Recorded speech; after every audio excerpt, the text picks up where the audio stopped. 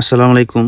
সারাদিন যতই পরিশ্রম করি, যখন এদেরকে খাবার দেই, যখন এই গরুর সাথে মিশি, তখন সমস্ত দুঃখ কষ্ট দূর হয়ে যায়। আসলে একজন খামারি হয়ে এরকম মুহূর্তে কিন্তু সবথেকে আনন্দের মুহূর্তের সময়। গরুকে যখন খাবার দেই, যখন গরুকে একটু আদর করি, আর শরীরটা যখন একদম ছেড়ে দেয় চুলকে দেওয়ার জন্য, তখন কিন্তু এই মুহূর্তটা অনেক ভালো লাগে।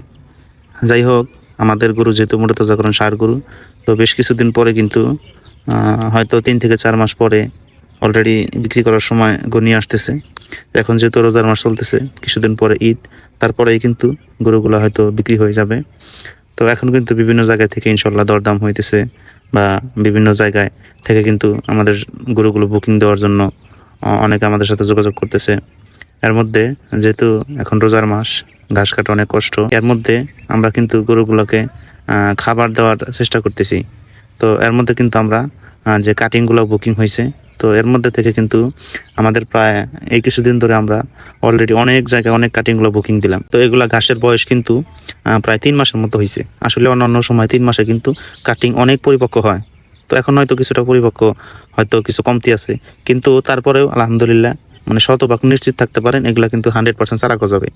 তো যেহেতু মালটা আমরা কুরিয়ারের মাধ্যমে পাঠাই, হয়তো কুরিয়ারের গাফিলতির কারণে, যেহেতু সামনে ঈদ, তো তাই কিন্তু হয়তো কুরিয়ারের একটু এদিক সেদিকের কারণে কিন্তু হয়তো কাটিংগুলো একটু শুকিয়ে যেতে পারে। তো যদি দুই পাশে একটু শুকিয়েও যায়, তারপরে কিন্তু শতভাগ চারা গজাবে। তো যারা আমাদের কাছে কাটিং অর্ডার করে, বা যারা আমাদের কাছে কোনো ঘাসের জন্য যোগাযোগ করে, তারা কিন্তু মানে যদি আমাদের এখানে এসে কাটিংগুলো নিতে পারে, যদিও এই জায়গায় আসা সম্ভব হয় না, তারপরে কিন্তু আমরা আপনাদেরকে চেষ্টা করি যতটুকু ভালো দেওয়ার জন্য। এরপরে কিন্তু যে সময়টা আসবে, যেহেতু অলরেডি গরম শুরু হয়ে গেছে, এখন কিন্তু দিনের বেলায় প্রচণ্ড গরম পড়ে। তো এখন কিন্তু ইনশাল্লাহ কাটিং দ্রুতভাবে পরিপক্ক হবে। তো যারা আমাদের কাছে কাটিং নিতে চান, তারা ম্যাক্সিমাম 2 সপ্তাহ আগে আমাদেরকে অর্ডার দিবেন। আমরা হচ্ছে কাটিংগুলো রেডি করে তারপরে কিন্তু দিব। এখন এর মধ্যে কিন্তু অনেক খামারি আছে আমাদেরকে ঘাস নেওয়ার জন্য যারা যোগাযোগ করেন, তো তাদেরকে আমি বলবো যে আমরা হচ্ছে ওইভাবে ঘাস দিই না। এখন আপনি 2টা 3টা গরুর জন্য কিন্তু ঘাস নিয়ে আপনার কোনো লাভ হবে না। আপনার ম্যাক্সিমাম 10টা 15টা 20টা গরু হইলে সেক্ষেত্রে কিন্তু আপনার ঘাস নিয়ে পোষাবে। এখন এই ঘাস কিন্তু 1 সপ্তাহ 10 দিনের উপরে কিন্তু ভালো থাকবে না। এগুলা কিন্তু যেহেতু কাঁচামাল পচনশীল, তো সব থেকে ভালো হয় হচ্ছে যদি আপনার 20টা 30টা গরু থাকে বা গাভী থাকে, তাইলে সেক্ষেত্রে যদি আপনি 3 টন 5 টন করে ঘাস কন্টিনিউ নিতে পারেন, সেক্ষেত্রে কিন্তু আপনার পোষাবে। যদিও আমরা এখন বর্তমান 2 জায়গায় ঘাস দিতেছি, তো প্রতি সপ্তাহে আমরা প্রায় 3 টনের মতো ঘাস কিন্তু অলরেডি দেওয়া শুরু করছি।